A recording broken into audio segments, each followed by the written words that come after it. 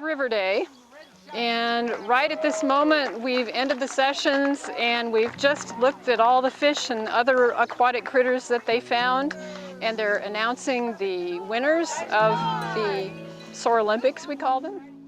There's 4 different activities that we've done today. One is Raindrop Relay, which is a relay race that shows them a little bit about the water cycle. Another is Outrageous Obstacles, an obstacle course that has a lot of crazy stuff for them to do along the way. Another one is the Fish Find, which they use dip nets, and at the end a great big seine to catch as many aquatic things as they can. Today they've caught some carp, some, I think, bass, if I heard correctly, some gar, some crayfish. I'm not sure what all else, but a lot of different things. And then tube racing. So they've had a lot of fun. The purpose of River Day is to celebrate the river, and it's kind of the climax of the SOAR week. Everybody loves it the best, probably.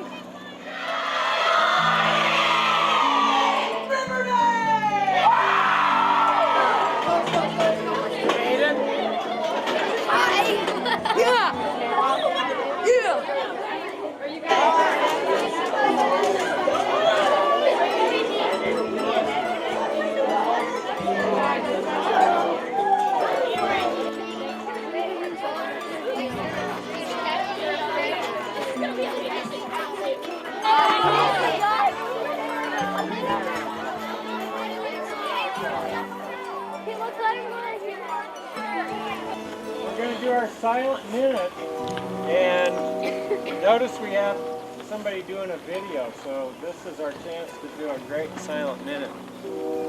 Okay? Starting now.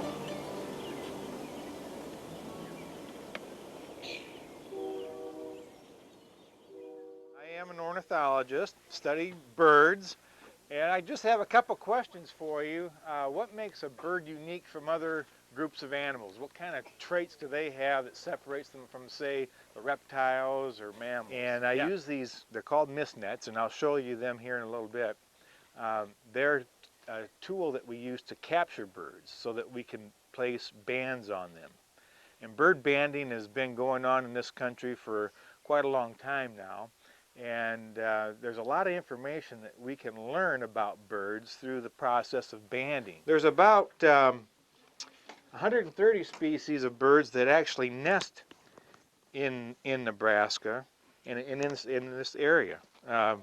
We have nearly that many species that nest here.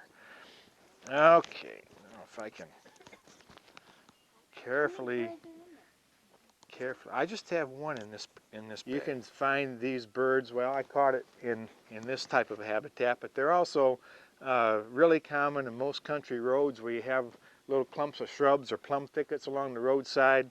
That's the kind of areas that this species likes to nest in. Crimp it together, you don't want to overlap it, and then we make sure that it's nice and rounded, and then that band, it's not real tight, it can move up and down so that it doesn't really affect the bird. Here, I just want to get this out of here. Once you get the legs free, then the rest usually comes out fairly. Try and get a wing, get the wing out. Yeah.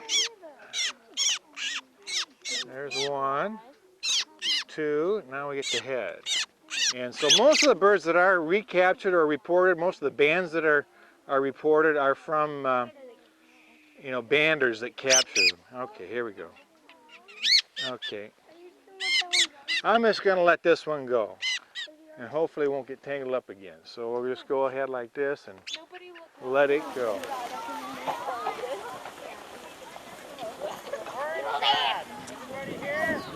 This is the fish find activity today, and your goal is going to be to find as many aquatic organisms as you can. Does anybody know what that means, aquatic organisms?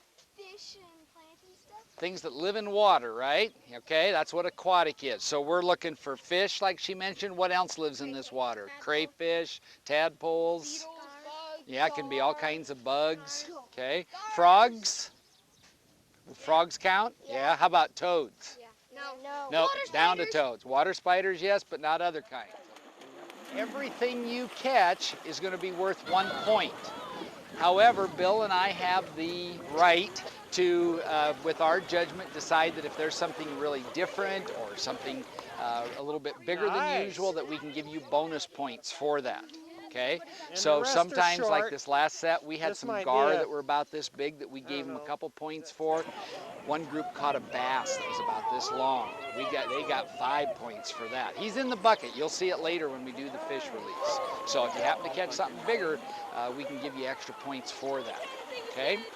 Now, when you go out onto the river, you're going to want to be with your peer leader, because your peer leader is going to have one of these buckets here behind me to put your catch in. And obviously, if you get too far from your peer leader, not only is that not safe, then you're not able to get things into the bucket without wasting a lot of time. If you're here and your peer leader's way over there, all that time you're spending running over to your peer leader is time where your net's not in the water. Okay? And obviously, the more your net's in the water, the more things you're going to catch. So work as a group.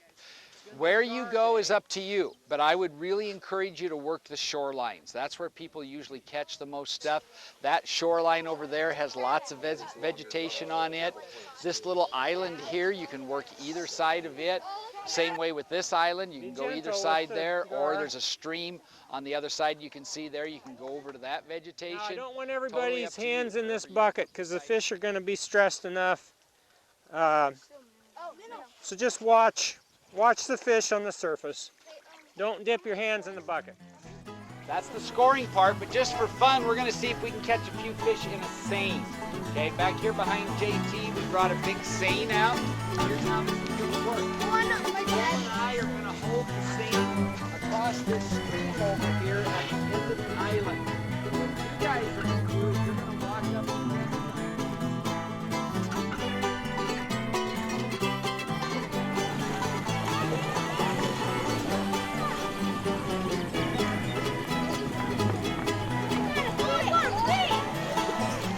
Okay, don't step on the net. Rick's bringing the bucket by.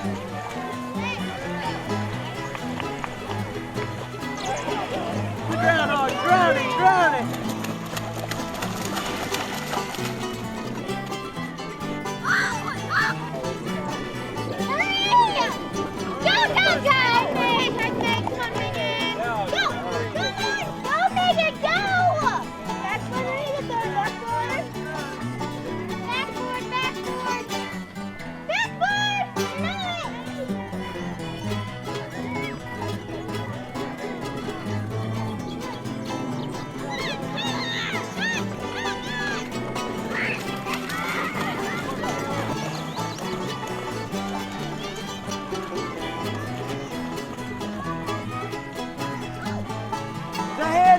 Handoff!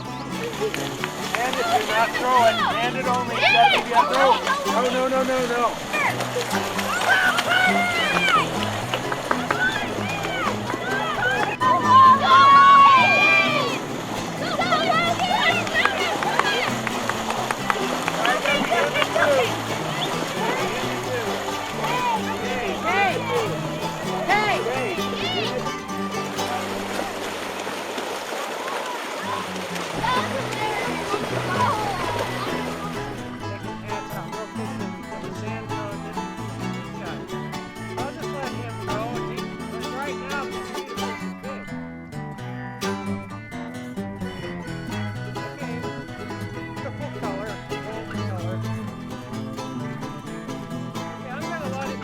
Watch it.